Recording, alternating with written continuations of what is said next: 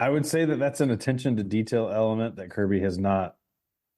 Mark Richt has lost control of the wallpapers. Wallpapers. Welcome to My God a Podcast. I'm Jim Wood. In this episode, John Powell and I preview Georgia's SEC Championship matchup with Alabama.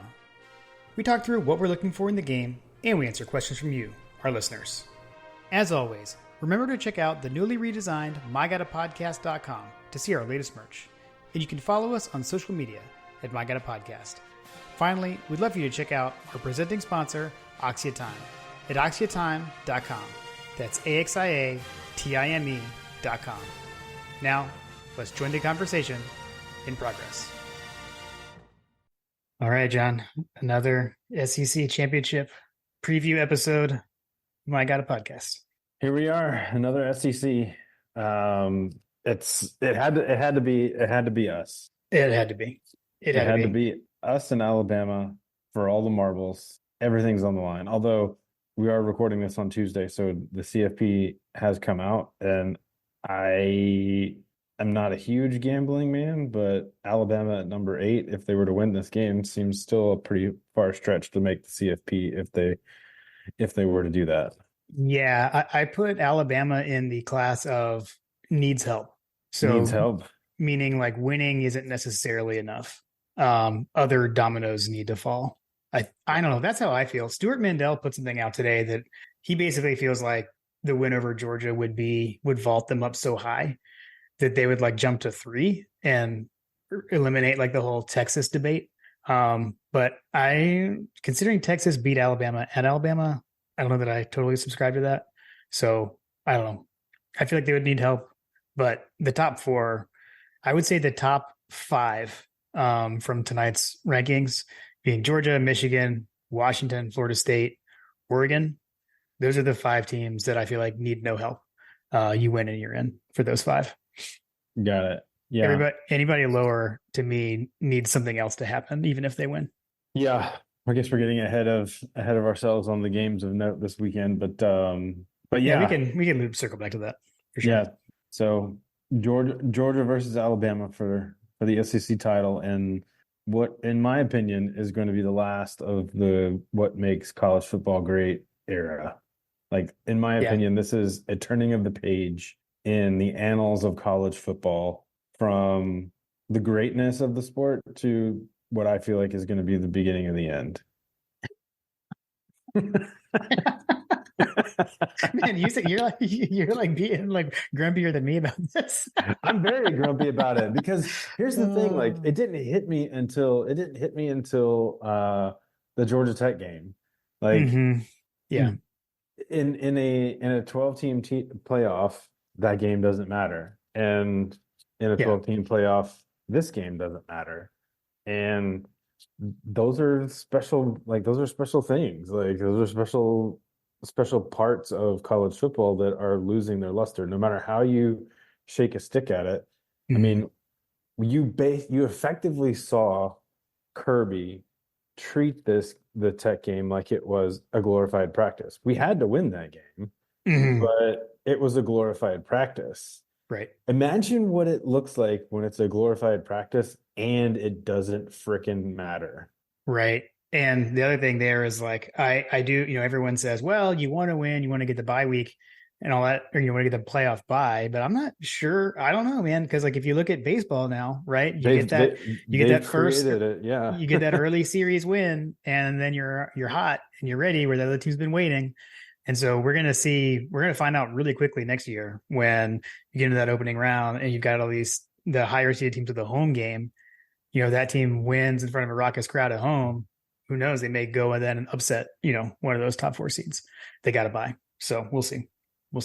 Yeah. I mean, getting an extra home game, like Tate Ratledge said, like, you always want one more.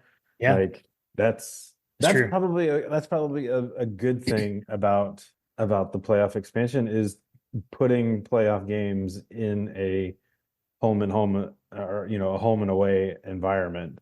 Yeah, but if you play your way into a top 4 seed with a bye, you don't get one, which is what's weird, right? Which is weird, super weird. So, like, yeah.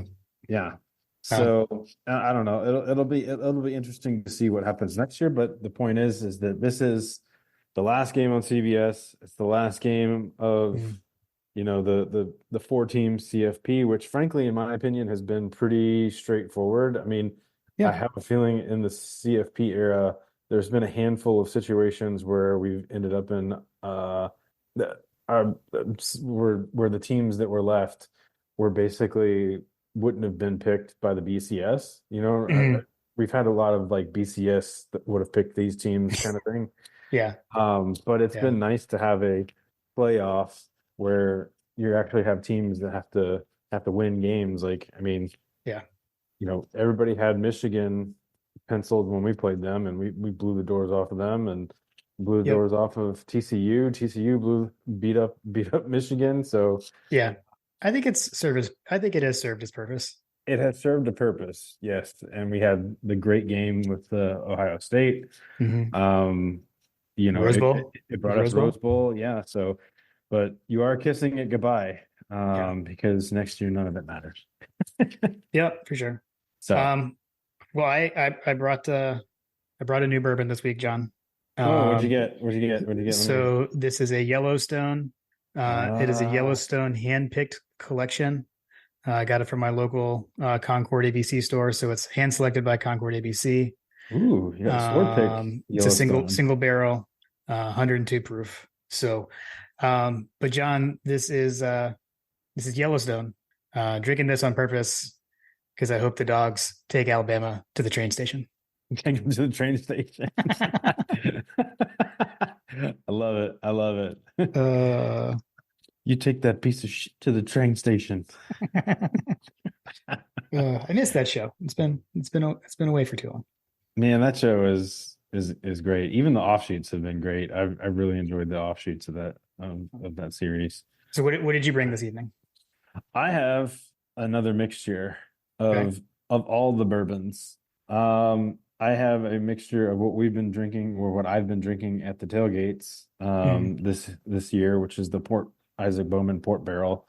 Um, Nice flavorful bourbon finished in port barrels, which I'm a big port barrel um finished bourbon fan. And let's see, I've got some of my I've got some of that. I've got some of the elite bourbon, Mhm. my infinity bottle.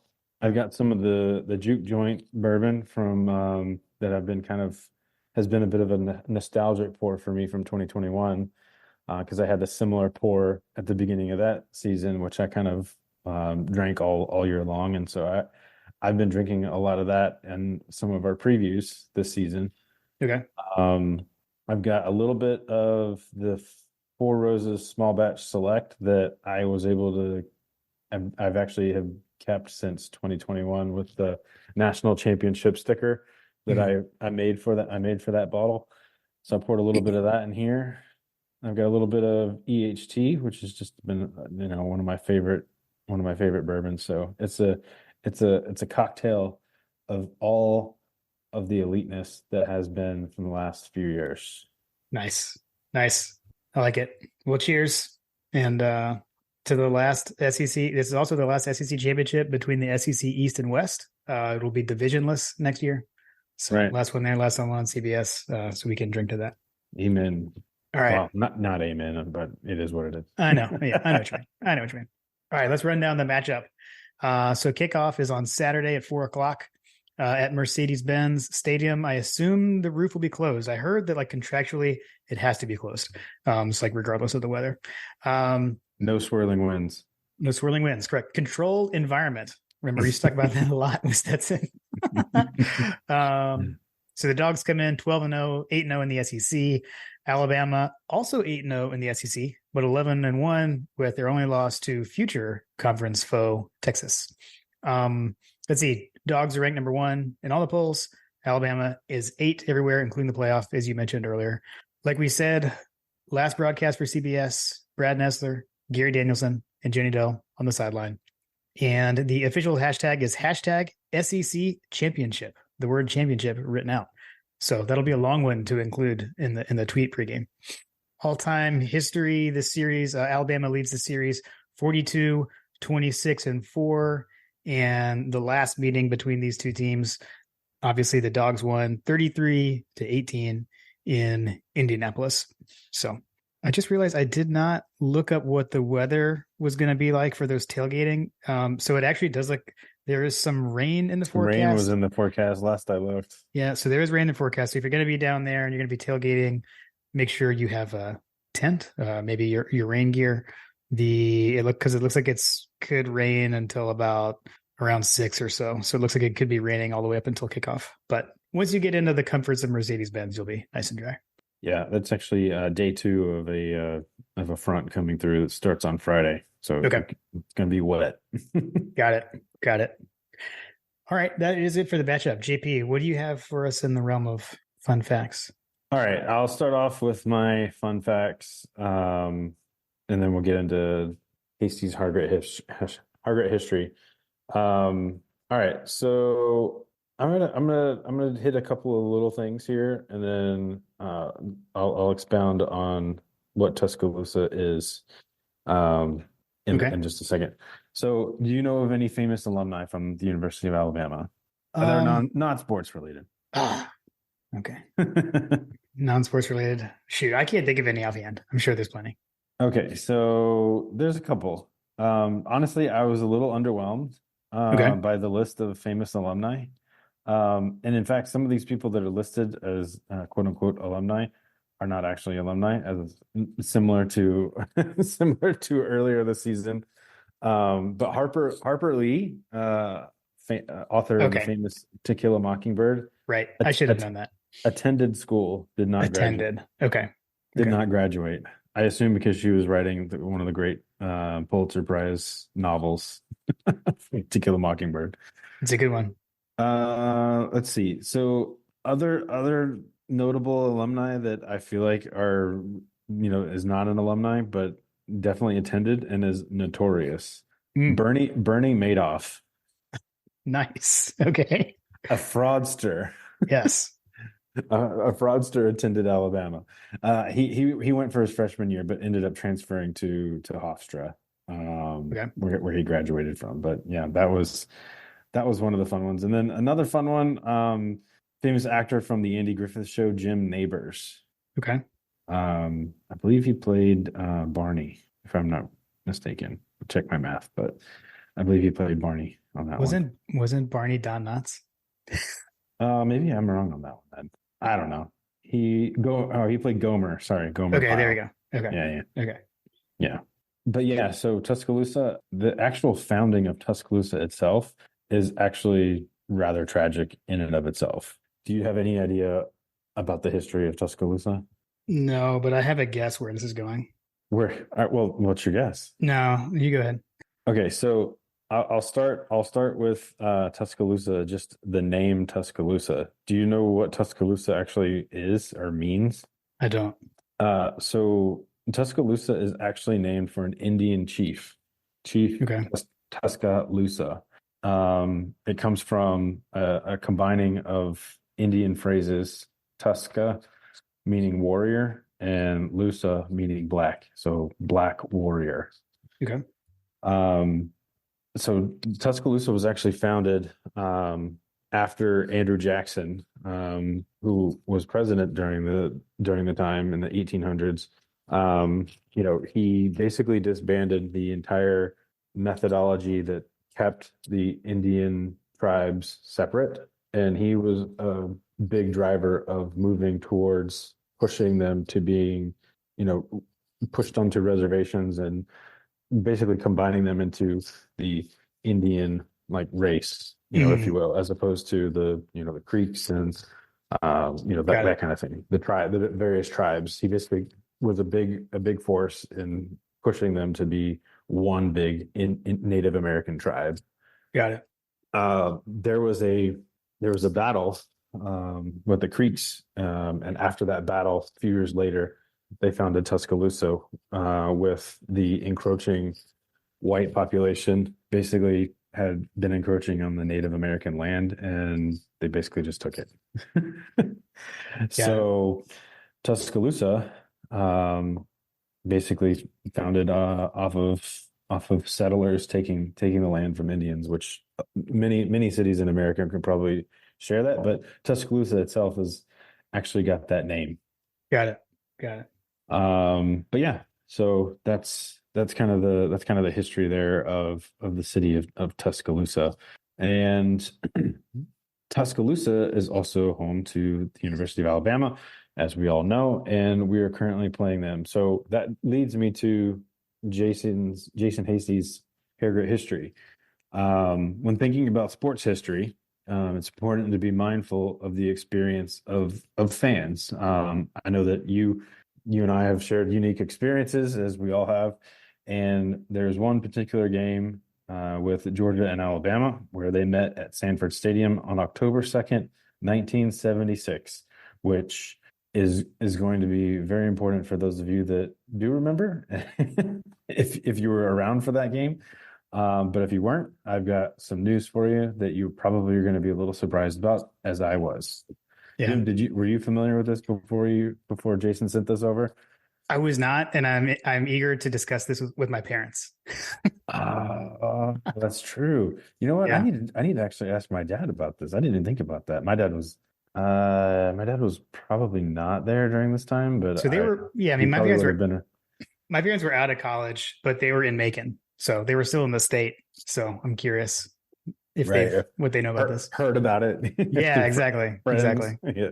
Right. Okay. So again, Georgia and Alabama met in Sanford Stadium, October 2nd, 1976. Georgia was undefeated and ranked number 6 in the AP poll, and Alabama had one loss and was ranked number 10. The game was notable, obviously, for a top 10 matchup. Georgia's defense, which is nicknamed Ronnie and the Runts for their small size outside of the defensive lineman Ronnie Swoops. They held Alabama's wishbone offense to only 163 yards, and the Bulldog offense put 3 touchdowns on the board for a 21-0 victory. Lord have mercy, can history please repeat itself?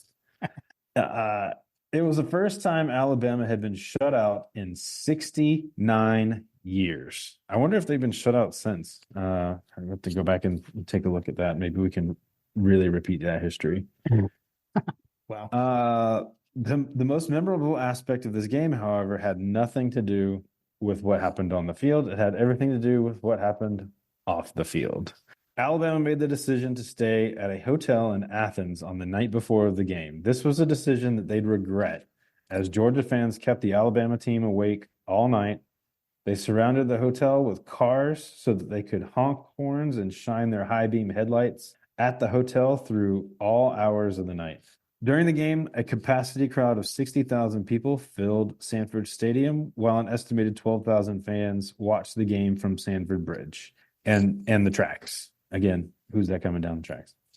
What's that coming down the tracks? What's that coming down the tracks? Don't want to upset people, John. Well, we're talking about who in that case. That's true. True. Good call. But nonetheless, point we've successfully triggered everyone. The railroad track crowd brought along kegs of beer to keep up their spirits during the game, as they were known to do. The win sparked one of the largest parties in Athens history, and it was centered on Millage Avenue. Can you imagine that? I don't know. I can't imagine that. From our time at school, I can't imagine what that must have been like, but I bet it was epic.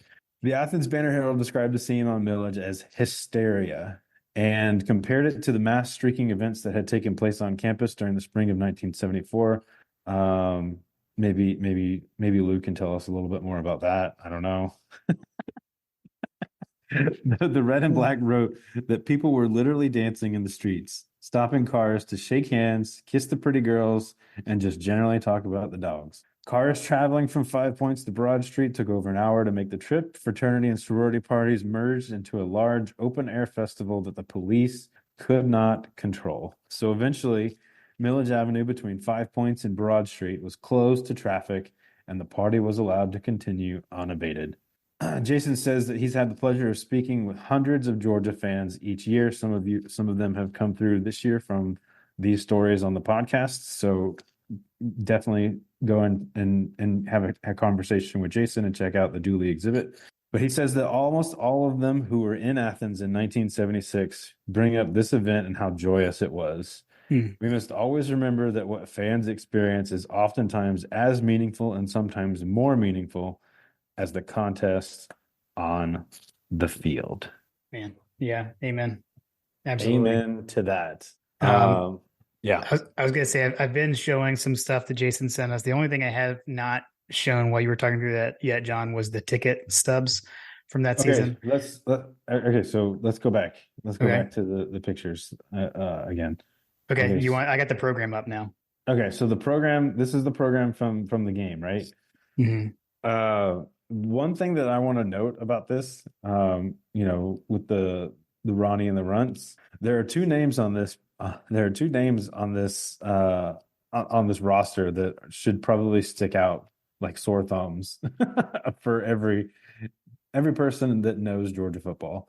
Yeah. There are two Tereshinskis on this roster. Joe Tereshinsky shows up on this roster. I can imagine that boy was having fun on Millage. Yes. Yes. Yeah, but that's like UGA royalty right there, right? Like there's Oh yeah. and I mentioned that to Jason, and Jason said he's convinced that there's pretty much almost always universally a Tereshinsky on the UGA roster. Yes. But not only Joe Tereshinsky, but also Wally Tereshinsky. Wally Tereshinsky, which I was not familiar about Wally Tereshinsky, Yeah, me neither. to be perfectly transparent, but obviously the Joes the Joes were well known. Right. Right. Nothing else sticks out other than the amazing Coke ad on that one. But Right. the other really cool things that he sent through a picture from the game, but then like Jim said, if you're on the YouTube, definitely go check it out. Check out the full ticket allotment from 1976 that you can see there. Let's just say that the ticket game has been upped over time. Yes. I will say that I love the coloration for the Georgia Tech game. That I felt like was had to have been purposeful. Yeah. The other thing of note on these tickets is that you'll see that they are a face value of $8 in 1976. Mm. I was curious and I did the math. I was told there would be no math, but we did the math. $8 in 1976 would be the equivalent of about $43 in today's money. So, really good value for money, as it turns out, particularly for a team that was so highly ranked. Yeah, for sure. Amazing. Shout out to Jason again for providing Hasty's hard grit history. The unofficial official historian, only because it's funnier to say that. He's obviously the official historian. How about that lineup, the roster for 19, or not the roster, the home game schedule looked pretty solid. I know, yeah. Cal, South Carolina, Alabama, Vanderbilt, Cincinnati, and Georgia Tech. Cincinnati. That's crazy. Yeah, that's crazy. It was wilder back then than it is now. Seriously, I don't know if Cincinnati was any good back then, but yeah. I know that Cal and Alabama were. Yeah, at least with the variety, it was pretty cool. Pretty cool. Right. Hey, even with the Georgia Florida game being a neutral site back then, they were able to figure these things out. So who knows? Josh Brooks, right. We're looking at you. All right, let's move on to the news and notes. The news and notes are brought to you by Home Field Apparel. So be sure to go and check them out. I think today was the last day you could use the code Cyber Monday. So if that's still not working for you, you can always use the code HunkerDown. That's our code. That'll get you 15% off of your first order from Homefield. And we'd love it also if you hit up homefield.mygodapodcast.com to get there, or you just head over to mygodapodcast.com. We've got a spot where you can scroll down, click on a link to shop at Homefield. But they've got great vintage apparel. It's premium vintage apparel. They got some really cool old school Georgia logos. Be sure to go check those out. And there's a sweet bomber jacket too. So if you're needing a jacket this time of year, head over to Homefield and check that out. So John, for the news and notes, basketball minute. The Dogs defeated Winthrop over Thanksgiving at home. And next up, we've got 2 games this week. We play at Florida State in the ACC SEC Challenge on Wednesday at 9:15 p.m. on the ACC network. So that's a big one. Excited to check that out. And then Friday, 7 p.m. on SEC network or ESPN Plus, if you can't make it, playing against the Mercer Bears. So we will be watching Mike White's squad there.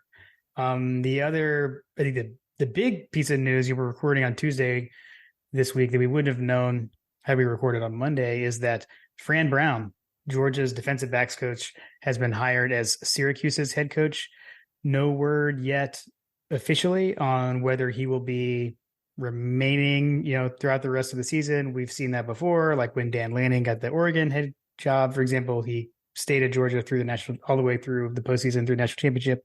I think some folks were kind of assuming that would happen, but no official word on that as of yet. Yeah, I'm gonna miss Fran Brown, that's for sure. Yeah, he's done good work. He's done good work. This is what happens when you have a premier program, though. People are going to come after your coaches. People coming for the coaches. I feel a little bit better about it after the names that I've heard.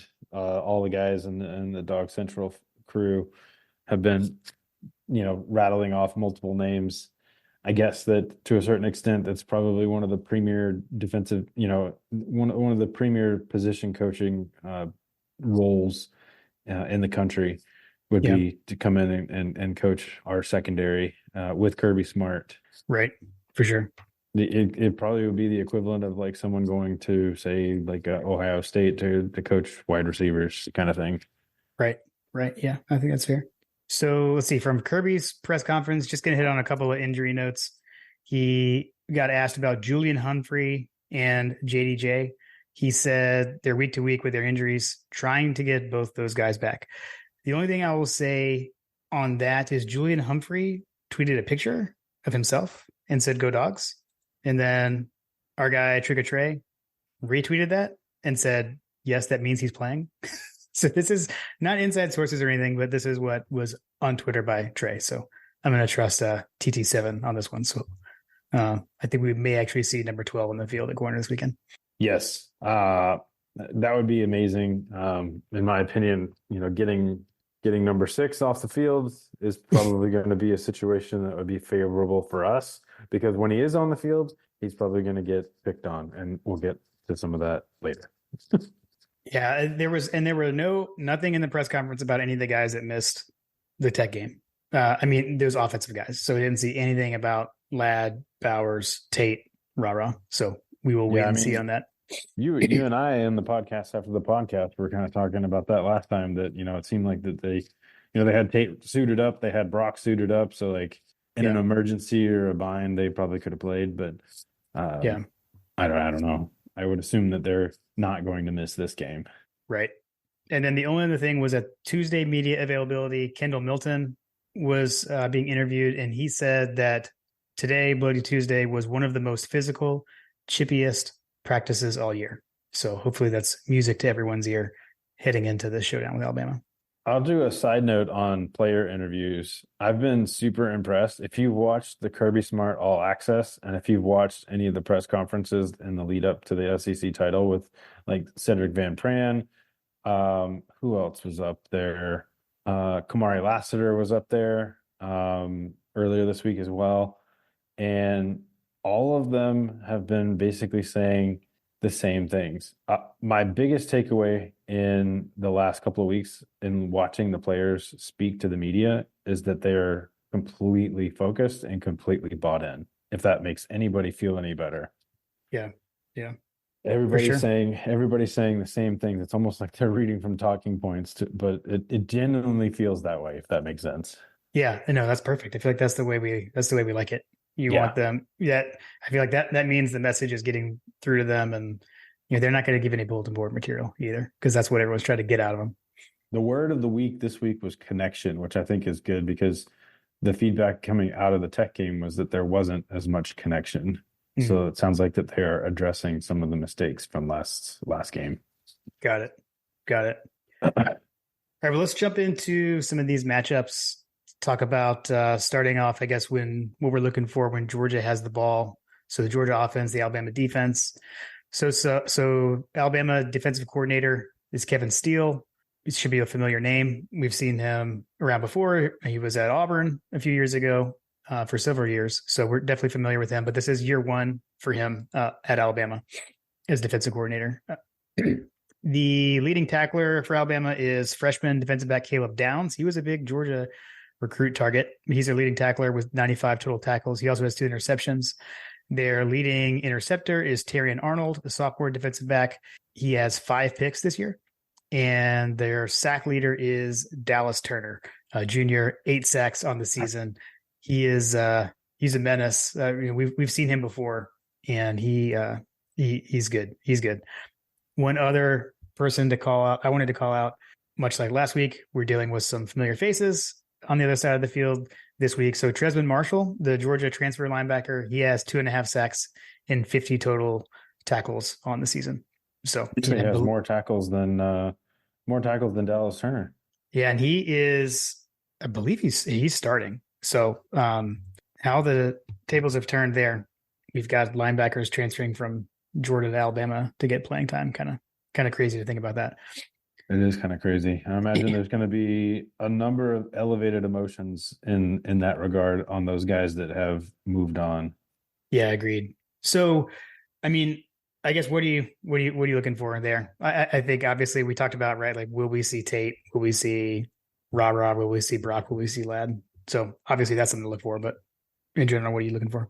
So I would say that one of the, as you were just rattling some of those numbers off, right? So the biggest thing that sticks out to me is the leading tackler is a defensive back. And you and I talked about this earlier in the season that, as the numbers were trending towards, towards the season going longer, like earlier in the season, we were commenting about how Tyke Smith and, Javon Bullard, like they were the leading tacklers earlier in the season. And we saw our linebackers and, defensive backs, our defensive linemen kind of take over there. But, I know Tyke Smith is still our leading tackler, but he wasn't for a bit. He is again. It swapped for a little while. He wasn't for a bit. He is again. But, that's something that kind of sticks out to me. Now, what I will say about the big difference there is that Tyke Smith is our leading tackler at 63 tackles. Like, their leading tackler is a defensive back in almost 100 tackles, right? Right. What that tells me is that people are getting into the second level. Right. And I have a feeling that that's going to be the difference maker here, is being able to get beyond the line of scrimmage. And these games between Bama and Georgia are always line of scrimmage games. And if we can get their defensive back to be the leading tackler in the game, that probably bodes well for us. Yeah, for sure. I mean, they have, Alabama has a pretty good defense this year. So they're 17th in the FBS in total yards allowed per game. They're 10th in success rate. So, it's a good defense. We mentioned Dallas Turner. That's what I'm going to be looking for, is can we keep him in check? Because when we were putting our focus on Will Anderson 2 years ago, we actually were able to have a pretty good plan for Will Anderson and slow him down. So can we slow Dallas Turner down? I don't foresee us completely shutting him down, but can we slow him down? Can we keep him in check? You can't stop him. You can only hope to contain it. Exactly. So there's that, if we have Brocky and Ladd, again, that can just create amazing mismatches, having them in a similar area to add to confusion. Would love to have that be the case. And then the other thing is, with the running backs, we've talked about Kendall Milton lately, and he is the hot back right now. I want to feed Kendall Milton. I would love to feature him. One thing I'm going to be watching, like, first play. I mean, Dejon has been the starter ever since he's come back, for missing his first few games. Right. Who's going out there first? Is it going to be Dejon? It has been Dejon. Or is it going to be Kendall? Kendall is on fire right now. So I wouldn't be shocked if he's first back out there. I mean, here's the thing. So I think that Kendall is the hot hand. I would say that Kirby Smart would probably, if you were to ask him who's the starting running back, he'd probably say Kendall and he Kendall would. And You're totally right. He would say they're both the starter. Yeah, like, I mean, they're 1A and 1B, right? Like, that's kind of been the approach. I feel like that in my opinion, I think that he clearly likes Dejon Edwards' pass blocking ability, because it feels like that he's out there a lot more when, I mean, I have no statistical data to showcase this, but I have a feeling that's part of the reason why they want him out there, is because he makes the play action game very effective. Right. So yeah, excited to see what Bobo dials up here going up against Kevin Steele.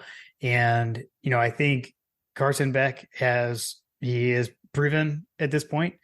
And, first SEC championship game start for him, first game against Bama for him, but he's played on the road now in hostile environments. He's played in a big time neutral environment in the cocktail party. And, like we said earlier, we'll have a controlled environment. You don't have to worry about the cold. You don't have to worry about the weather. It's field turf, which is what we practice on at home in our practice facility. So I think those things all bode well for offense to be able to operate inside Mercedes-Benz Stadium. Yeah, for sure. Yeah, I mean, so I think that one area that's going to be interesting to watch is just the overall passing explosiveness that we're able to generate, because that's one area where Alabama is not quite as good. Okay. They've been a little susceptible to some of these explosive plays, kind of not too dissimilar to us on the running side of things. So if Carson Beck can throw for 275, 250, if he can hit his 250 metric, I like our odds, and I like our odds to increase in this game on that. Agreed. Yeah, and I think we're back to that point of do what you do, keep your composure, protect the football. Yeah. Because we didn't do that against Protect Georgia the Tech. football. Yeah, we didn't do that against Georgia football. Tech. We need to protect the football. So yeah, agreed. So if you were looking at these two teams on paper, they're very, very similar on both offense and on defense. Yeah. The big difference is that Georgia is very much more efficient and they're very much more explosive than Alabama is. Yeah. The Georgia offense is in the upper echelon of, college football offenses, as we've seen, both from an efficiency and, explosiveness.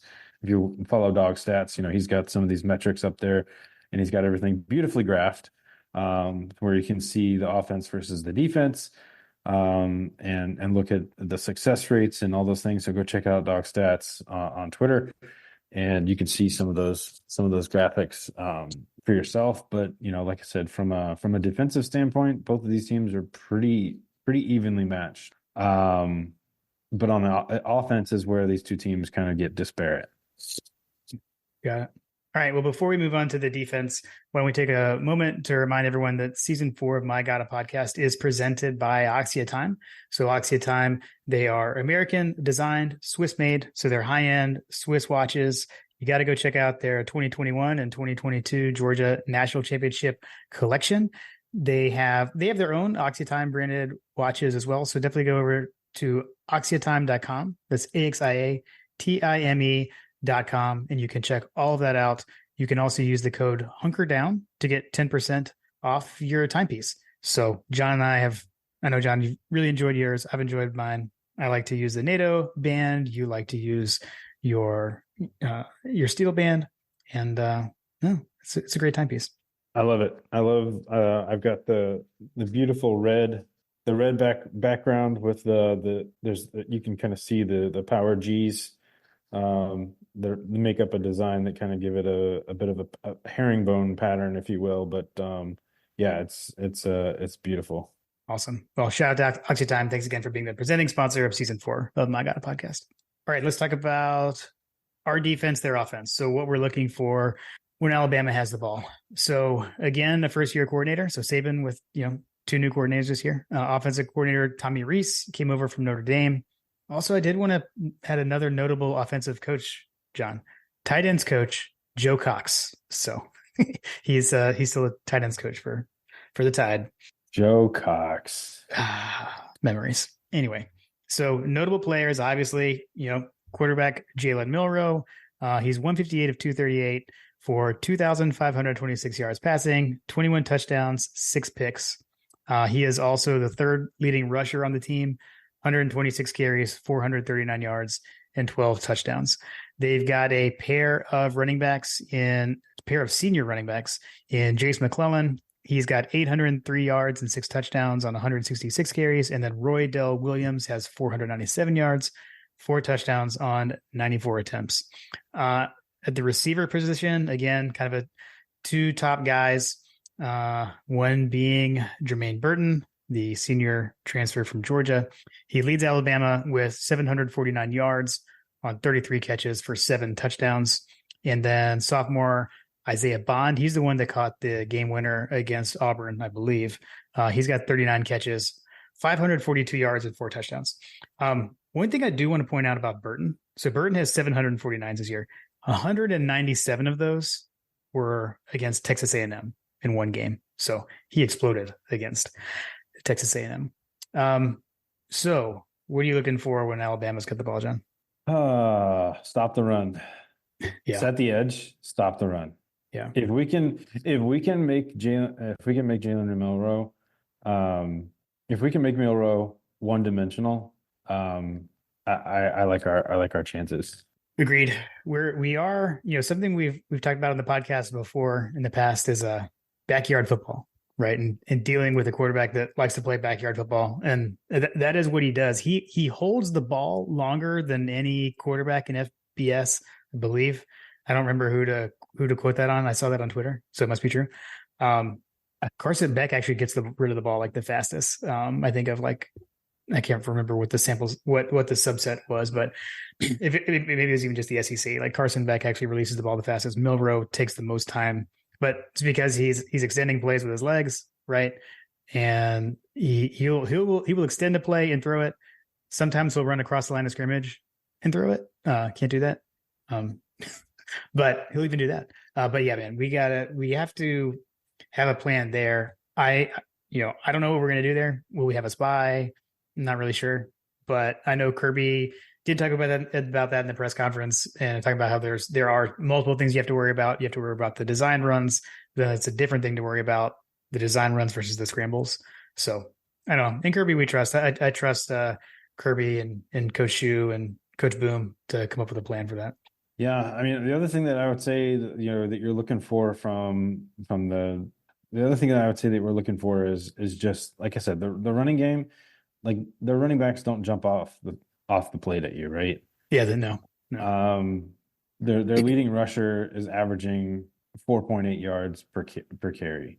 By contrast, our Dejon Edwards is averaging 5.3 yards per carry. Kendall Milton's averaging 6.5 yards per carry. They don't have any running back that's graded any better than either of our two starters, Dejon Edwards and Kendall Milton. I don't see in the stats that I'm looking at right now, I don't see the yards per carry for Jalen Milroe from a rushing standpoint. I know that that's kind of part of their game. But if they're averaging 4.8 yards per carry, even if they're just hitting their averages, I still like our chances there.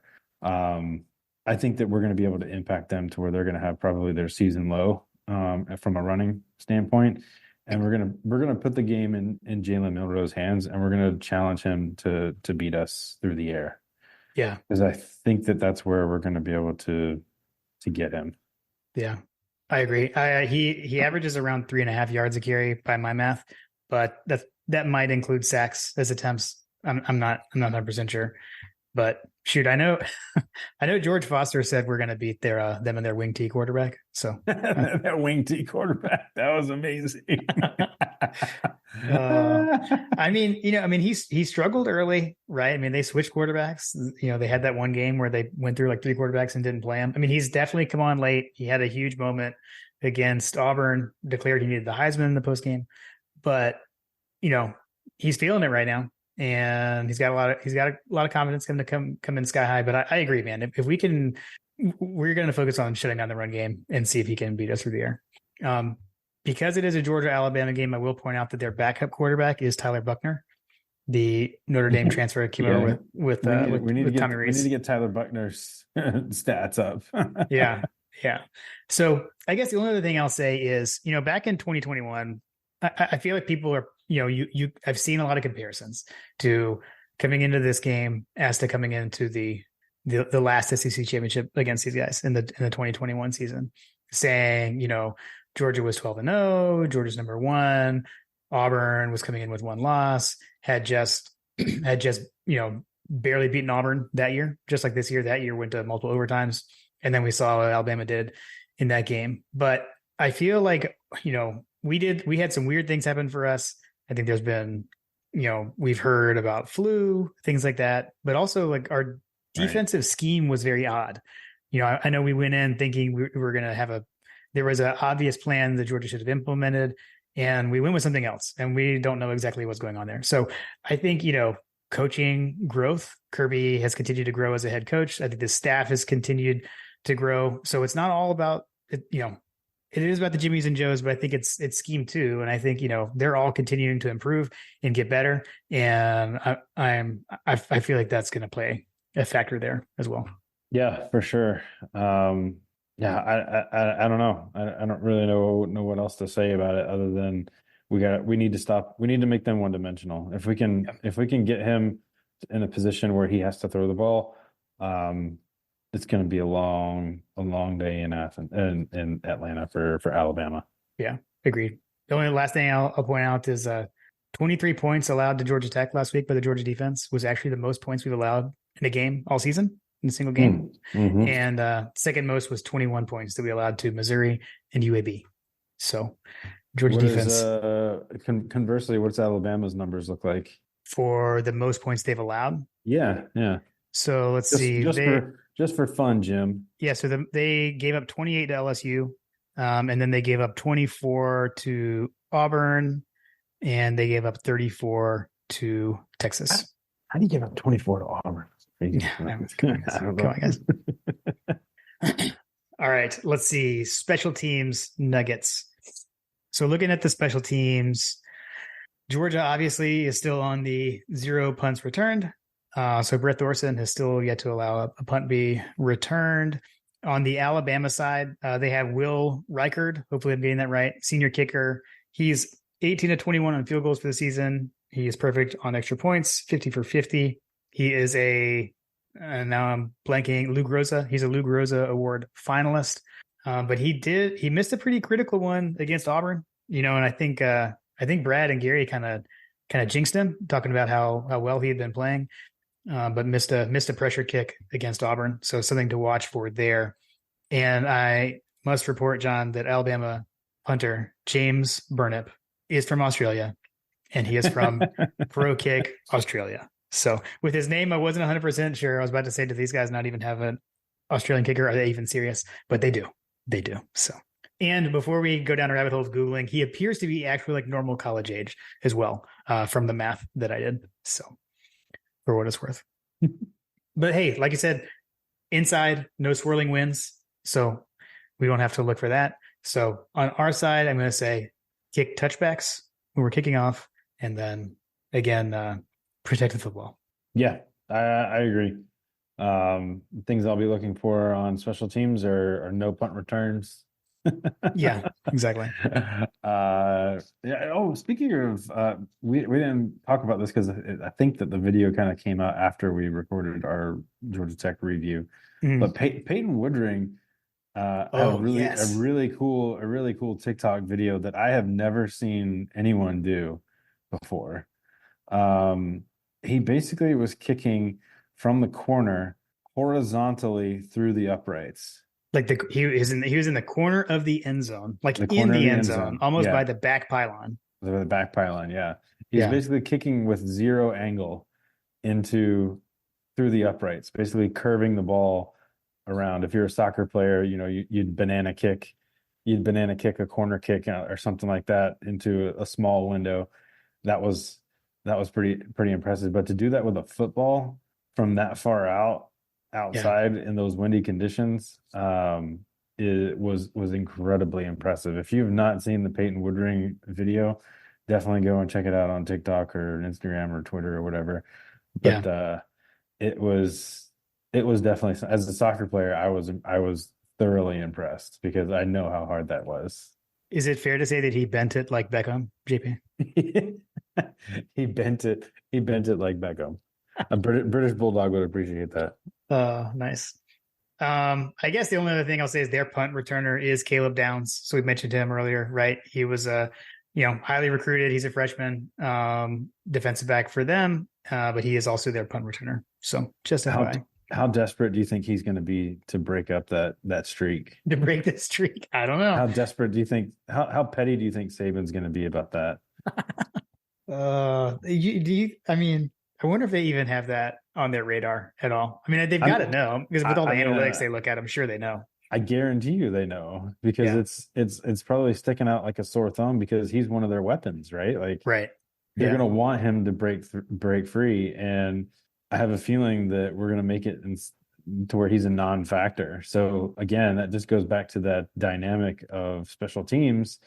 You know, in a tight game, all things being equal, these two teams statistically very similar, blah blah blah.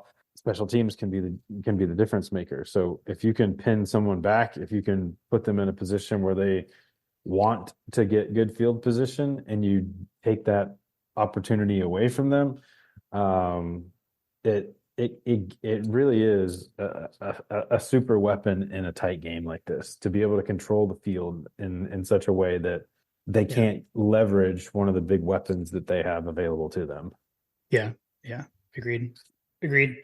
All right, let's head to the listener questions, which are brought to you by Working Web Media. So be sure to head over to mygodapodcast.com, check out our newly redesigned site, and just know that Working Web Media, they did that for us. We weren't happy with our site, set out to redo it over the off season, and Working Web Media helped us out. So they got us set up with a new site. We were able to sit down with them, talk about what we wanted, what we were looking for, and they were able to deliver in a very quick turnaround time as well. So head over to workingwebmedia.com/dogs. If you've got a small business, maybe you need some help with your online presence, but if you head over there, they'll know we sent you their way, and you can schedule an appointment with them to talk through what your online needs are. All right, first up, we got a DM from Trent Thacker, friend of the show. Old friend of mine, hometown guy. He said, I'm sure you guys and many of your listeners are similar to me in that I'm a bit superstitious, not just a little stitious. Since we started winning, I've been using the same koozie, drinking the same kind of beer during games, and wearing the same shirt to games. My koozie is on its last legs, and I really want to drink a different kind of beer. And I'm also ready for a new game day shirt. When can I stop doing all this? Can I stop once we win a third straight natty in January? Or do I have to keep doing all the same stuff until we actually lose again? I'll hang up and listen. I mean, I hate to break it to you, Trent. I think you have to keep doing this. Yeah, you got to keep doing it. Yeah, sorry. I mean, I've said I actually instituted the Hunter Jones approach of you have to have you have like a game day setup that includes all of your apparel plus your koozie, right? And you make sure that at least one thing is different every week. But I started that for the 2021 season. So I'm sticking to that. I'll tell you what, I am not going to wear the hat that I wore during the 2021 SEC championship game on Saturday. I promise you that. I will not be wearing that hat either, because I think that didn't we come out with these hats this season? Yeah, these are new. These are the one that you have on. Yeah. The new white My God a Podcast rope hat available on mygodapodcast.com/store. Yes, pick one up. It sounds like you need to get him a koozie, Jim. Yeah, true. Christmas present. Amazing. Which you can find on My God a Podcast too, I think too, right? Or no? I think you and I have koozies. I need to figure, they don't have those for sale. We have to figure that out. All right. So sorry, Trent. But yes, you have to keep doing the same thing. I will tell you, I do not subscribe to the thing that Jim does, because when I do wear different outfits, we have slow starts. When I don't wear when I wear my usual outfit, we don't have slow starts. So I have a polo that I have to wear that I actually have worn since 21. I mixed it up a little bit last year, but this year I went back to it and just have never. Every time I wore something different, we were having slow starts. And I mean, I thought I could get the stink off of the 2021 SEC championship hat when we played Vanderbilt this year, and then the game started the way it did, and I will never wear that hat during a game ever again. Ever. Look, you can say these things don't matter, but I don't know. Like my experience says otherwise. I'm not superstitious. But I'm a little stitious. Exactly. Oh man, what a great line. All right. Yeah. All right, Bobby Wilson. When the dogs win. Gosh, Bobby coming in hot.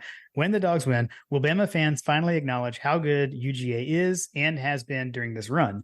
And does this signal the beginning of the end for Saban? Thanks, guys. I'm sure this podcast will be a great one. I appreciate the high praise and the high bar being set there, Bobby. Yes, thank you, thank you so much. I've also since seen Bobby and Marler have some back and forth on Twitter this week.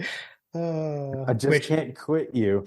I have an amazing picture of Bobby and Marler talking to each other on the sidewalk after the Natty in LA. But anyways, I mean, funny.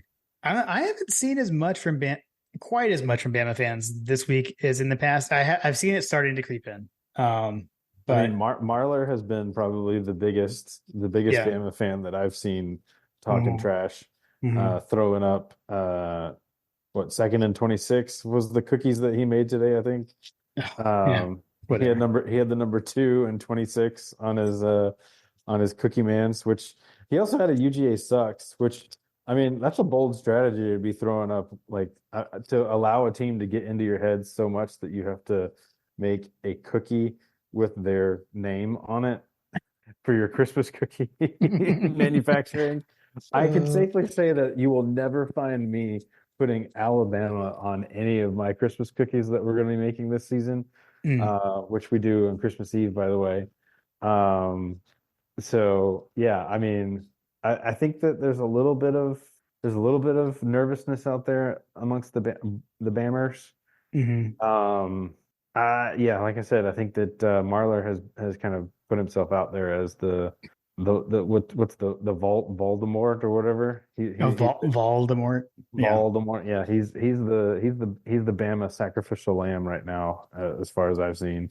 Yeah, I would say to answer the question, I would say they will never acknowledge that. They will never ever acknowledge that.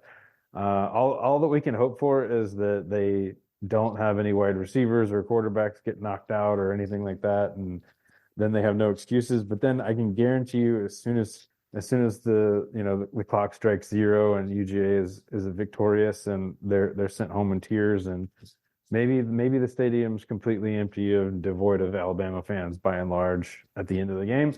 But what you're going to hear from that point moving forward was that, oh, this is a rebuilding year. This is the worst Alabama team Saban's had. We'll be back next year. You're not going to be able to beat us next year. Blah, blah, blah, blah. Yep. Totally agree. As far as the end of Saban, I'm at the point now where I just think it's going to be age, and that's it. So we just got to wait till he hits his certain age where Miss Terry tells him he has to retire. So I don't know.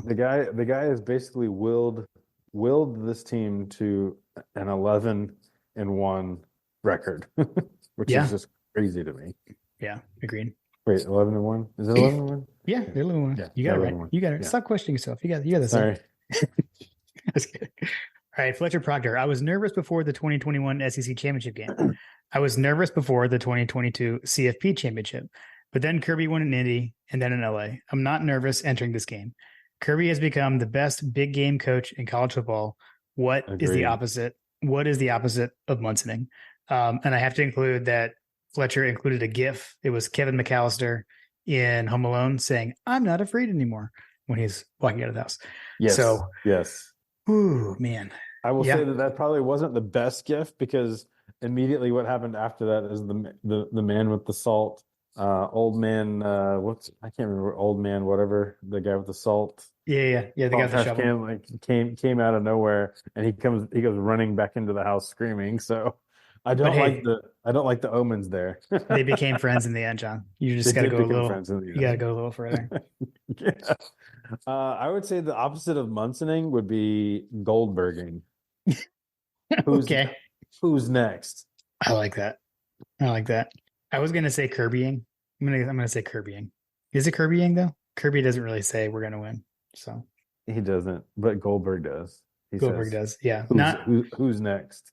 Not Ric Flair. I think that was a suggestion. No, absolutely not Ric Flair. No. I appreciate that entry. However, if you are a listener of this podcast and not on the Twitters and not on the gift game, I have I have an amazing GIF of Ric Flair as a Georgia fan, and I tweeted it out last year or whenever it was that he was like at game day with everybody, and somebody responded and was like, he's like a Florida fan, right? And I was confused, and so I went back and I looked, and like basically he's just a chameleon for attention, basically, which Yes, surprised, right? he hops from team to team. Hops from team to team, which He right was now Michigan last year or he's something. really big on Michigan apparently Yeah, still. Yeah, okay. whatever, dude. Okay, we'll go Goldberging. I like that. So when that happened, I've got a GIF that from the podcast. It's Goldberg like flipping Ric Flair. By the way, so we got to go with that one. All right, 51-7 GATA. What's y'all's favorite SEC championship win? 2002 Arkansas, about time. 2005 LSU, DJ's moment. 2017 Auburn going to the playoff. 2022 LSU undefeated going into the playoff. Do you have a favorite? I mean, selfishly, it's 2005 because I was there. Okay, I have the same reasoning. So minus 2002 because I was there. Yeah, 2005 was pretty phenomenal. I remember 2002, but I was not there. Okay, yeah, 2002 I was there with my whole family. Basically the crew that was at Fripp for Thanksgiving, minus all the children because none of them were born yet. And we were all there together. And I mean that was the first SEC championship game win for Georgia. It's like George Foster said, it was sweeter than a Cinnabon. Sweeter than a Cinnabon. I like it. Yeah, my rationale on that was because I actually was playing soccer for like a travel team, like after college, a local travel team. And one of the guys that was on the team is an LSU fan, and he invited me to go to the games. And I had no idea before the game that I was going to be sitting amongst LSU alumni. But I was like completely surrounded by LSU fans, and I had a good old time in that game. Amazing. Yeah, dude. It's fun. It's fun. I haven't been since 2003. So Yeah, lost I was kind LSU. of hoping that Milrose Pass was going to fall incomplete on the last game because I was kind of hoping that the ticket prices would fall as a result of that. Oh, they actually went up $100 since we've started recording, which is amazing. Nice. Oh no, I take that back. That was just no. They've actually stayed pretty consistent the last few weeks. I've been kind of watching the secondary market. Looks like $442 is the get-in price, which is just crazy to me. Yeah, that is crazy. It's not like $8 in 1976. It's not like $8 or $43 or whatever. All right, let's see. Jimmy Duncan, another compliment. Great job all season with the podcast. Which coach will be interviewed going into halftime, and what will be the dumb question? It will probably be Nick Saban. How do you stop Carson Beck? I like that. That's my prediction. I also think it'll be Saban. And he's gonna be asked, how did you let McConkey? He got on his donkey. Sorry. That's my prediction. All right. I love it. TJ Witten, no Brock Bowers and no Lad McConkey against Tech. Perhaps a little more manufactured adversity for this team before the SEC championship game. With that being said, do y'all think that we have finally broken the curse of the Bens? I just want to add, Gene Farnborough also asked about those same players. He wanted to know, were they actually unable to go versus Tech, or were they being saved for the SEC championship game? Maybe Kirby playing some chess again. So Kirby had kind of a weird answer about that, right? I think it's a combination. Yeah. I think it's a combination of holding them back versus saving them, versus actually they've been hurt. Yeah. I mean, we know Lad has been hurt basically all season. We know Brock had surgery, and Tate basically, was it an MCL sprain or something like that? Or man, now I've forgotten again. They banged knees. I feel like it was just like a bone. It was like a contusion or something. Yeah. A deep contusion. Yeah, is usually what they call that. So I would say that by and large, there's some validity to holding them out from an injury standpoint, because like I said, Brock Brock, remember he had that situation. Was it in the Ole Miss game where he kind of like came up a little bit? It was Tennessee. Tennessee There's one on the game. sideline where he got up kind of gimpy. Yeah, he got up kind of gimpy. And Ladd, as we've known, has had the back issues all season long, and he had the ankle boot that he was in for which game was that for? Coming off of Ole Miss. Coming out of Ole Miss, yeah. Yeah. So he was in the boot all week long. So like, there's some legitimacy to some of these. And Ra was, a fairly recent injury too. I mean, didn't seem like it was too substantial, but I feel like it's one of those situations where they just didn't want them to seriously exacerbate any of those things to rule them out of this game and any future contests. Agreed. As far as the curse of the Benz, I mean, I would say that the curse of the Benz is not really a thing because we've won an SEC championship in the Benz. We've won an SEC championship in the Benz. The last time we played in the Benz, we waxed Oregon. So right, yeah. I would say what you're probably. Well, actually, sorry. The last time, oh man, I'm skipping a game. The last time we played in the Benz, we beat Ohio State. Sorry, right. Don't want to leave that out. So I guess the last two times we played there, we waxed Oregon and then we beat Ohio State. And we beat Cincinnati. Mm-hmm. Mm-hmm. That was on the Benz, right? Yeah, the Cincinnati game. Yeah, that was the Peach Bowl. Right. That's the COVID Peach Bowl. The COVID Peach Bowl, yeah. Yeah. So we've definitely won in the Benz. I believe that question was intended to be phrased the Bama curse at the Benz. Right. Yeah. I mean, we have not beaten Alabama at the Benz. That is a true statement. So correct. Yeah. So I would say that by definition, if that's the intention of that question, we have not broken the curse, but we will. I like it. All right. Red Building. 1. How many points are the refs going to cost us? Hey, SEC refs this week. I don't know. Kirby did say about that something along the lines of like, we have ACC refs this week. Really? No. SEC. We had ACC last week. Okay. And so that was the problem. And Kirby said that apparently the refs in the ACC just average more penalties. Like they call more penalties. So that was his way of kind of like getting around. Some quiet shade. Exactly. So hopefully we're good to go there. And then he said 2, if Alabama wins, and it's intercepted, caught by the Bulldogs at the 20, to the 25, the 50, now the 40, near the sideline to the 20, to the 15, to the 10, to the 5, touchdown Georgia on their second interception of the night. Well played, Brett. Well played. Well played. I don't know that I've busted that out this week. I need to bust that out on Marler at some point this week. Yeah. I used it. I can't remember what it was, but I used it on somebody last week. It's still fun to do. It's still fun to do. The other thing I'll tell you, I talked to Brett today. We were texting because he was saying, at what point do I need to be worried that the wallpaper hasn't come out yet? Is it Friday? So we decided 5:00 on Wednesday. If there's no official wallpaper out from the Georgia Twitter account, I might riot. Because I had already done I was like, Brett, don't worry, I've already been looking into this today. I was seeing like when they tend to come out. They usually come out Monday or Tuesday, but the Tennessee one did come out on the Wednesday before the Tennessee game. So I don't know. We'll see. Who knows? I haven't been looking at my phone. Maybe it came out while I've been recording. I doubt it. We need to get some of these McGill Society folks together to figure out who's in charge of that.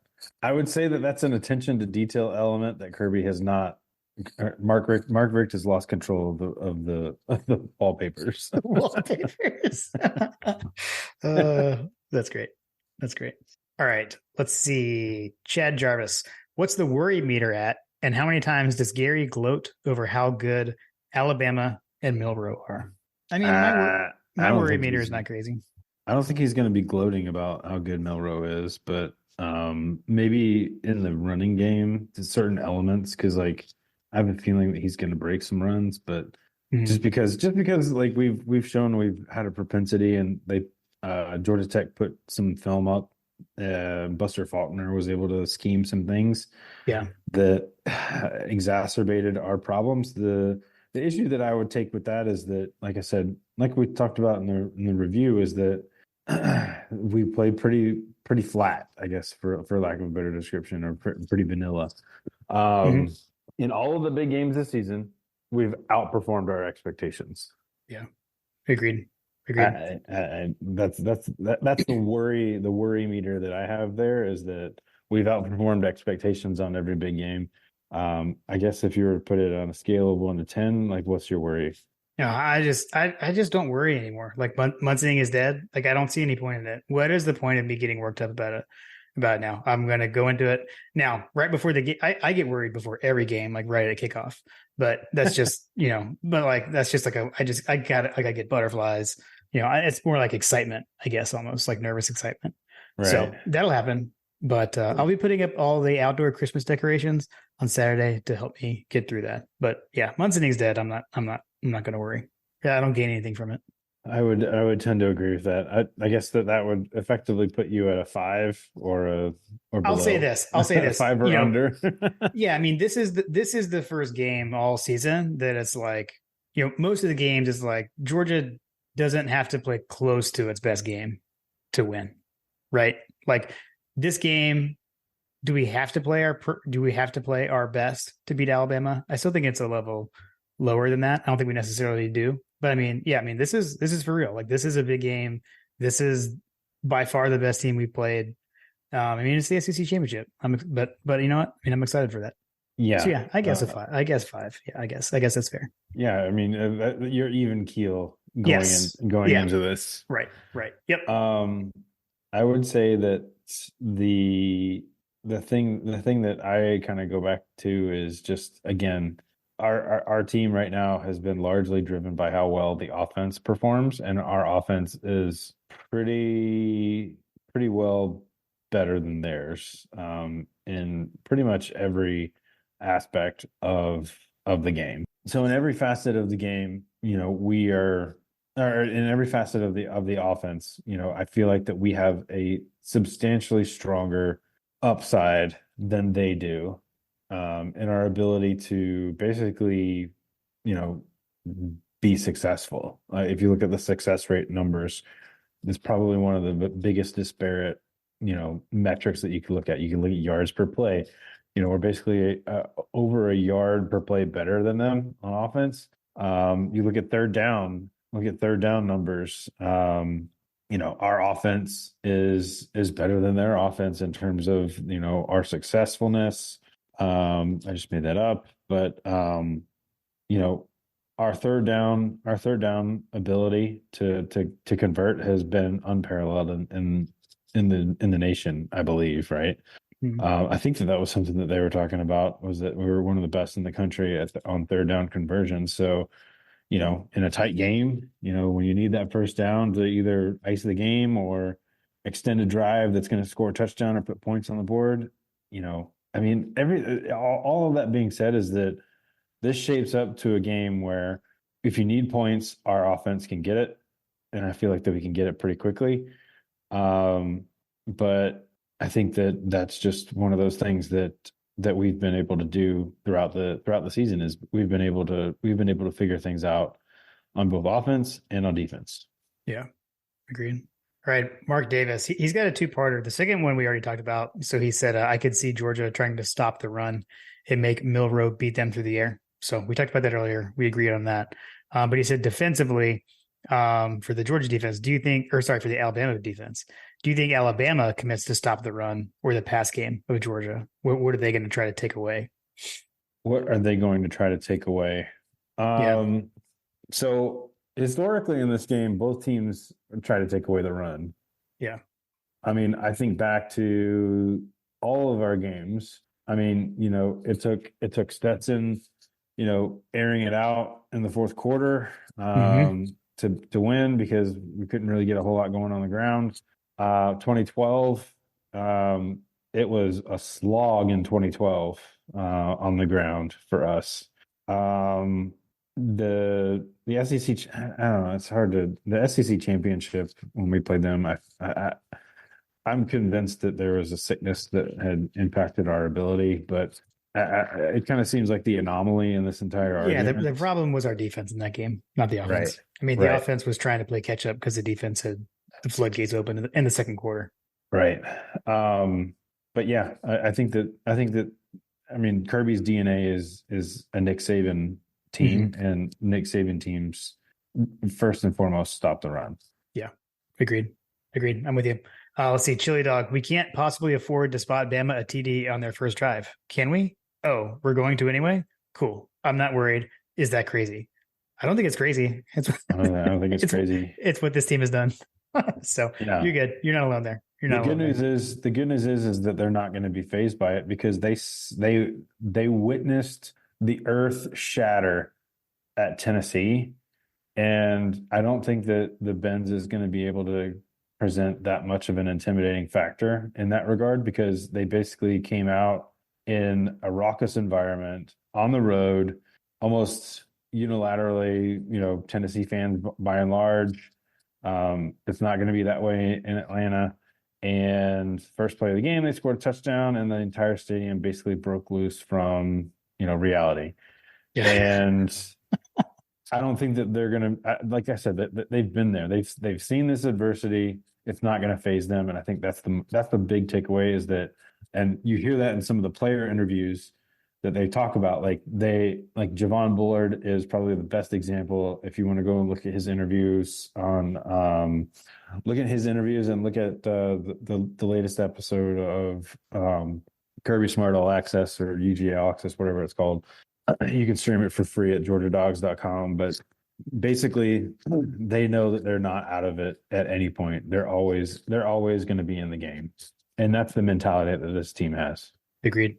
All right. The DGD podcast wants to know which position battle are y'all most excited to watch? He said, for example, like the receivers versus the secondary, the OL versus the DL, etc. I've got one. I actually want to hone in on one of his and get a little more specific. Okay. So his receivers versus the secondary. I want to see Jermaine Burton versus Javon Bullard. Well, that's what I'm watching for. I mean, to a certain extent, that will be there because Bullard. It will be. What you're talking about is Lassiter versus. No, but Burton doesn't play the outside receiver. Burton is like the guy that goes in motion. Okay. I believe. So I'm not sure that's gonna. Burton is more like the Z or whatever. Okay. I thought that Lassiter was usually matched up on their best receiver, and in either way, like that would in the slot that would be Tyke Smith, right? Yeah, but I just feel like the way Burton, the routes he runs and tries to go deep, I don't know. I could see that getting into Bullard's area. I said, Bullard's going to have a lot of opportunity for sure. I'm interested in. Okay, so if you want to boil this down.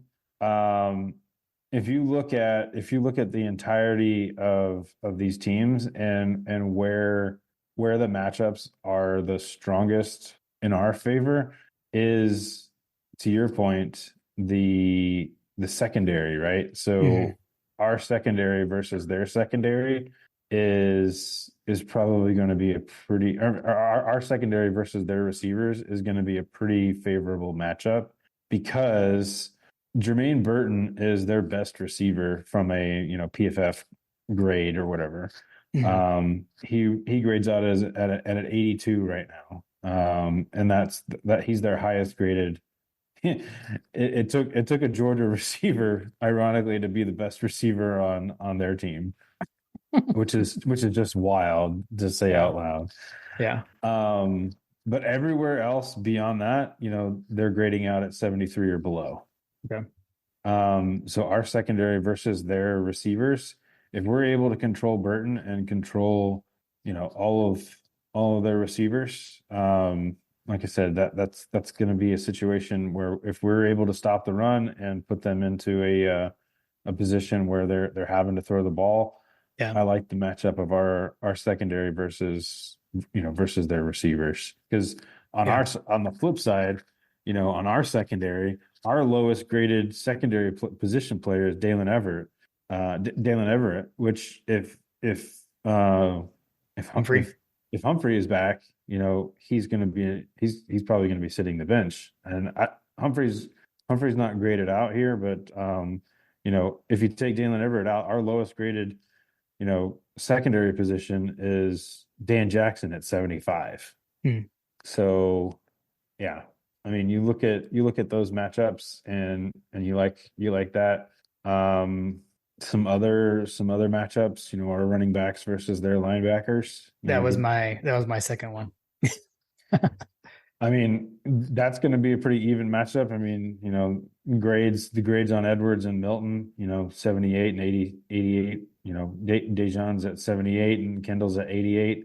Dallas Turner's their highest graded, Chris Braswell, a defensive end. He grades out at an 82 on the edge, and Dallas Turner is 80.5. So like I said, they've got some players. They've got some players out there on the front seven. Got it.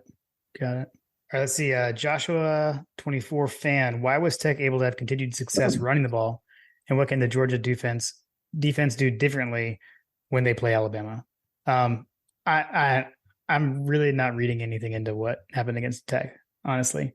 I think we played. I think it's scheme. So I think we're not going to play vanilla at this. So we're at the point now where the long con is over. We're going to empty the clip everywhere on both sides of the ball. Like there's no need to hold anything back now. So I don't know. I'm not worried about what happened to Tech. I'm not saying that like Alabama can't run because, they got Milroe. He's a scramble. It's going to be hard to stop, but I wouldn't worry about what you saw against Tech comparing that to Alabama. Yeah, I don't know. I don't know if Saban had any rat poison. Were they holding out their best receivers, their best players, their best offensive linemen? I don't think that was the case. I mean, they had to win. They had to win a literal shootout against Auburn. Literally coming down. Their entire season came down to that 4th and 30? 4th and 31. 4th and 31. 4th and 31. So this is John Michael Lee had said, did both Kirby and Saban shoot for some rat poison / manufactured adversity this weekend? Or was Alabama just that bad? Is it possible to get an Eli Gold call as good as the pick six again? But yeah, no, I agree. I don't think it was rat poison on the Saban side. Auburn, because Auburn has done that. You're at Jordan Hare. I think that was more rivalry game. Some fluky things happened. And we saw Auburn do that against us. So not so much there. I think with us, we've seen that exact same thing happen earlier in the season. It would be hard to get a better Eli Gold call as good as the pick six. It would be hard to get that. I'm trying to think of a scenario that would be good.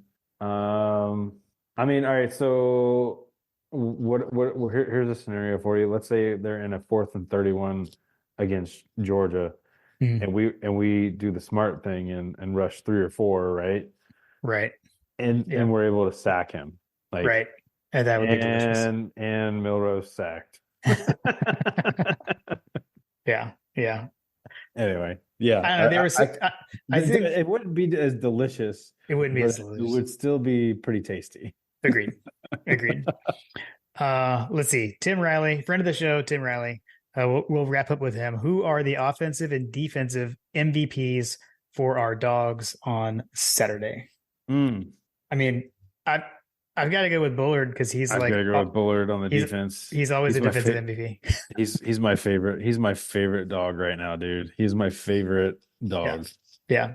Check out his show in the Players Lounge. He's hilarious. Yeah, him and Jackson Meeks. Yeah, if you haven't watched Javon Bullard, just talk, the guy he comes across very humble, but he is very much aware of how good he is, if that makes sense. Yeah. Okay, so we agree on the defense. Yeah, we agree on the defense. Offensive MVP is going to be Carson Beck. Okay. My plan was that if you said Carson Beck, I was going to say Kendall Milton, and if you said anyone other than Carson Beck, I was going to say Carson Beck. So I'm just going to disagree, just to have a little fun, John. Nice. I like it. All right. That's it for the listener questions. Are you ready? Let's hear it. Oh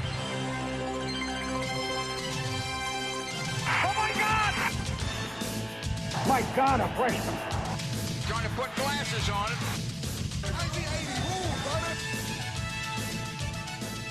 It is time for Coaches Over Unders SEC Championship versus Alabama edition. All right, John, I still have the lead, even though moment by moment you have been creeping up on me. I have the lead. So I choose to go first. Keep chopping. You're going to keep chopping. I know. All right. Starting with the Georgia offense, over under 275 passing yards for the Georgia offense. I'm going to go over. I'm also going to go over. All right. Over to you. Over under 400 yards of offense total for Georgia. Over. I'm going to agree. Over.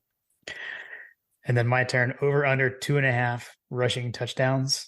That's to you, right? Or That is for me. That is for me. I'm thinking here. I'm trying to do math with my score because David Lee gets mad at us when they don't add up. But hey, you hedge your bets. I guess it doesn't matter. I'm going to say over. I'm going to go under. Okay. All right. Over to you on the defense. Over under 1.5 touchdowns by Alabama in the first half. In the first half? Mm-hmm. I'll go under. Okay. I'll go under. That doesn't let you gain on me. Haha. Strategy. All right. My turn. We've reached that point in the season. Over under 75 rushing yards for JM4. That would be Jalen Milroe. I'm going to go under. I'm going to go under. All right. Over to you. Over under 4.5 receptions for Jermaine Burton. I'm going to go under. Man, that's like so tasty. I'm going to go under. Special teams. So I guess it's my turn, right? My turn. Yeah. Special teams. Total field goals attempted by both teams. 3.5 total by both teams. Yeah, 3.5 total. Okay. I'm gonna go under. I'm gonna go over. Okay. And then for you, last one, miscellaneous. CBS broadcast references to both 2021 games versus Bama. Over under 5.5. I'm gonna go under. Do I test fate with a miscellaneous? Define a reference. I'm gonna go under. I'm gonna go under to match you and not let the miscellaneous take us off the rails on the standings. Shout out to Coach Trill. Thanks as always for submitting them, and appreciate you checking them as well. Jim's trying to Kirby death march me on the over unders. Amazing. She's just waiting out he's just grinding out the clock on me. Amazing. All right. Time to get for our final predictions. So for input, CBC, R2 Sam, our friends at Chapel Bill Curve and Dog Quant over there have a predicted score of Georgia 25.7 to Alabama 21. Looking at the spread, I looked at this up on OddsShark. So Georgia is now a 6-point favorite. So it's been in flux a bit this week. Changed when I put this together yesterday, it was 5.5. Now it moved to 6. I thought didn't it open at 4? I had heard that. Yeah. When I looked on OddsShark, I think it was 4 like last week before all the games or something. Mm-hmm. On Saturday, I think it was 5. Or sorry, Sunday morning it opened at 5 from what I saw today. But it's been bet down to 6. So I guess that means money is coming in on Georgia. Over under at 54 points. That gives an implied score of Georgia 30 to Alabama 24. The OddsShark predicted score is Georgia 40.8 to Alabama 31.2. So they've got a bit more of a shootout. The College Football Nerds modeler has Georgia 29 to Alabama 19.2. And then the last thing, the scoring impact that I do. So Alabama is averaging 32 points on offense versus the Power 5. They have been allowing 21.6 points on defense against the Power 5. Georgia's offensive impact, they scored 9.8 points more than teams allow and hold teams on defense to 10.94 points fewer than they score. So if you do that math, that would give us Georgia 31.5 to Alabama 21.3. So all these things are pointing towards a dog's victory. John, you want to go first? Do you want me to go? I'll let you go first, and then I'll put on my mic drop out there. Okay. So for me, I think in the past we've gone into these games like, can we beat Alabama? We now know that we can. So I'm not going to go into this whole like, can we do it at Mercedes-Benz and all these things. I think Georgia has the better football team. I think we protect the football. We play our brand of football. We should come away with a win. So I'm going to go actually like right along with what the impact is. I'm going to go Georgia 31, Alabama 21. Ooh, I like it. I like it. When we started putting these stats together, we started talking about the scoring impact. I feel like we need to put that out there because our model, the My Gotta podcast model, Yeah. has been pretty on par with some of these other scoring predictors, right? Right. Which our model is literally just how does our team perform against everyone else? Yeah. And how do we impact them versus everything else, right? Yep. Like what's Yep. our average? Right. Exactly. Which in my opinion is probably the bigger indicator. So yeah, I'm gonna throw mine out there, Jim. I'm gonna say 33-18. Nice. I like it.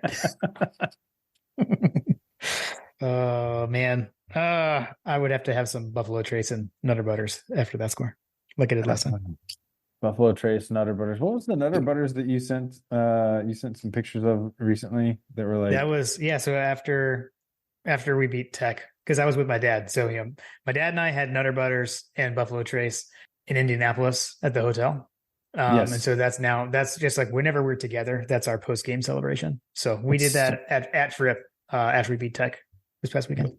But somebody sent like a picture of like Nutter Butter, like some kind of flavored Nutter Butters that we were all kind of like, what? Like Kit Kat? We're like Kit Kat Nutter Butters or something like that. Oh, I don't even remember that. Now I got to go look that up. What? Yeah, I could have sworn it was on one of our text threads or someone tweeted us. Like I can't remember. It's gonna bother me. We'll find it's it. gonna bother me. Well, it's a big weekend of college football. We talked about the playoff stuff, but just for the games impacting the playoff. So you got Oregon and Washington is Friday night at 8:00. So number 3 versus number 5. I think the winner of that game is in the playoff. And then you've got Saturday at noon, Oklahoma State against Texas. So even if Texas wins, though, they need help. But if Oklahoma State beats Texas, that starts to throw some things a bit awry. The other games are in the evening after our game will have wrapped. So you got Louisville, number 14, Louisville against number 4, Florida State in Charlotte at 8:00 for the ACC championship. And then number 16, Iowa against number 2, Michigan in Indianapolis at 8:00 for the Big Ten championship. So I think Pac-12 champ is in. And then we'll see where everything falls with the rest of everything else. Oh, Pac-12. Talk about things that are ending, right? Yeah, seriously. Yeah. Neither of those schools will be in the Pac-12 after this year. Right. Who do you got in those games, Jim? All right. I've got Oregon in the Pac-12. I like Oregon. I've got Oregon there. I've got Texas. It'll be like Dan Lanning pulling a Kirby on the old rematch situation. Exactly. I mean, I feel like Oregon should have won the first game anyway. I felt like they got a little too aggressive on going for it on 4th down for my take. I feel like they won the rematch. I feel like they've been more consistent than Washington, honestly. Right. I got Texas over Oklahoma State in the Big 12 championship. Yeah. I agree with that. What about Florida State, Louisville? Louisville coming off a loss to Kentucky, but Florida State, they don't have the quarterback. Given the fact that Kentucky just embarrassed them, yeah, I'm probably going to go with Florida State on this one with the backup. Yeah, I think so too. Yeah, I don't see them losing that game with so much at stake. Yeah, I don't either. And then you got Michigan, Iowa. I mean, that's going to be, I would imagine Michigan. They probably won't, because it's the Big Ten. It probably won't be like crazy high scoring, but I think it'll be. I don't see it being even a scare for Michigan. Yeah, Harbaugh's back, right? Harbaugh's back. They get Harbaugh back. Do they? Yeah, I think he was suspended for the remainder of the regular season, is from what I recall. How amazing would it be if they lost this game after he comes back? That would be hilarious.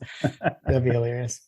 Yeah, I think that I don't see a reasonable way that they lose that game, but you know what? Hey man, was it Kirk Ferentz, right? Like he's the head coach at Iowa, right? Yes. Right? Yep. Yeah.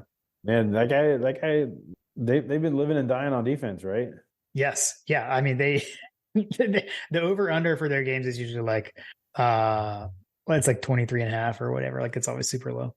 I mean, and correct me if I'm wrong, but Michigan, they don't really like to throw the ball a whole lot, right? Like No, yeah, like that McCarthy guy, right?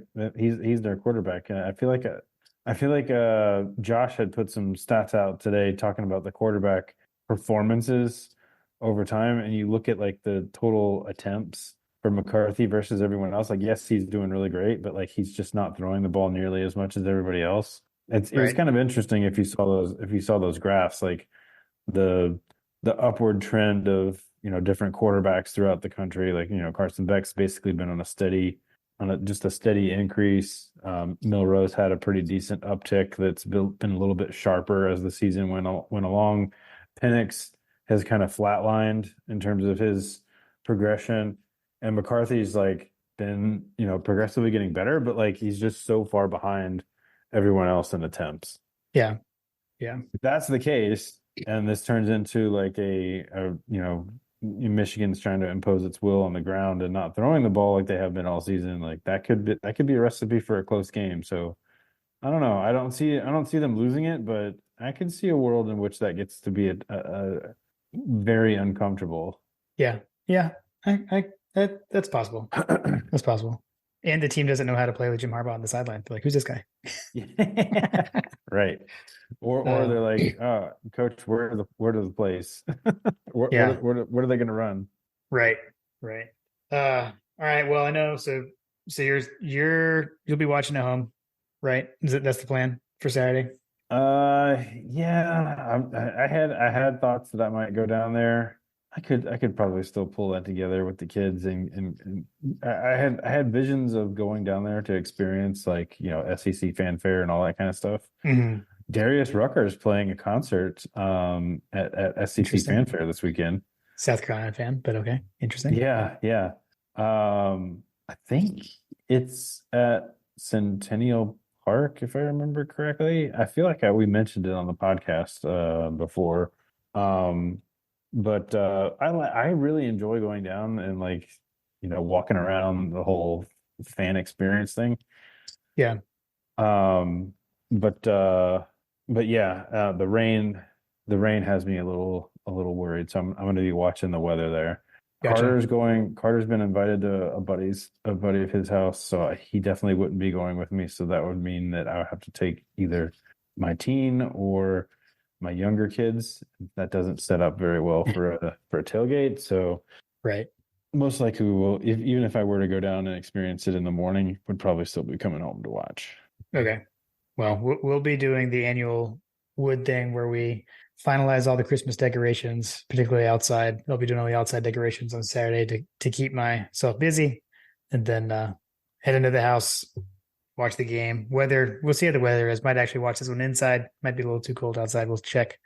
But we'll see. But we'll have the bean dip. We'll have Okay, Ponda's famous bean dip to go there. so that sounds amazing. I might have to make some Ponda's famous bean dip this weekend, just for Mm. consistency's sake. I think you should. All right, so I do have a clarification. So Darius Rucker is playing Saturday, December 2nd at 12 o'clock at SEC Fanfare live on Marty and McGee, Oh, the okay. SEC network. It is going to be inside at the World Congress Center. So it is a free live concert at 12 o'clock Saturday, December 2nd. Okay. Nice. So yeah, so that could be fun. Yeah. Yeah. SEC Fanfare being free is always interesting. So Yeah, I enjoyed it when I've gone there and gone to it. It's always a good time. yeah. All right, man. The regular season is done. Mm. The last season of college football as we know it, and had From had here- to had to be these guys, right? From here, everything changes. I would love for the final game on CBS to be a big, fat, massive L for the Fighting Pachyderms. Agreed. Those land grabbers in Tuscaloosa have got to go down, Jim. They must atone for their sins. They must be stopped. Exactly. I'm looking forward to it, man. It's gonna be fun. It's gonna be a fun afternoon, regardless of how it goes. with the plans and all that kind of stuff. Yeah. I'm hoping that the rain stays off, but I'm definitely going to be watching the weather pretty closely because I would love to have the game outside like I did last week. That was fun. Kids enjoyed it. But yeah, man, it should be a good game regardless. Yeah, man. I mean, this is game day's in town. We haven't even mentioned that. Game day's in town. Game day will be there. I mean, this is I feel like we're not as much considering what we're trying to do. I feel like you would think we would get talked about a little bit more. I mean, we're trying to do something that has basically never been done. Has never been done in the modern era with the three-peat. I mean, it hinges on this game. I mean, Right. and man, I mean, like why not us? Why not end this era of college football? On a run for a three-peat, and it starts here. We've got to do it here to make that to keep that reality. So yeah, I mean, Michigan just beat Ohio State. CFP, big time CFP ranking, and they still kept Georgia number 1. Yeah. We have a chance to do, was it earlier this season, that no team had gone wire to wire AP number 1? In the CFP era? There was only a handful of teams that have ever done that. Yeah. I can't remember. It might have been no one in the CFP era, but either way, it's very difficult to go wire to wire number 1, and we've got a chance to do it. 3-peats on the line. Send Gary out. Everybody loves to hate on Gary.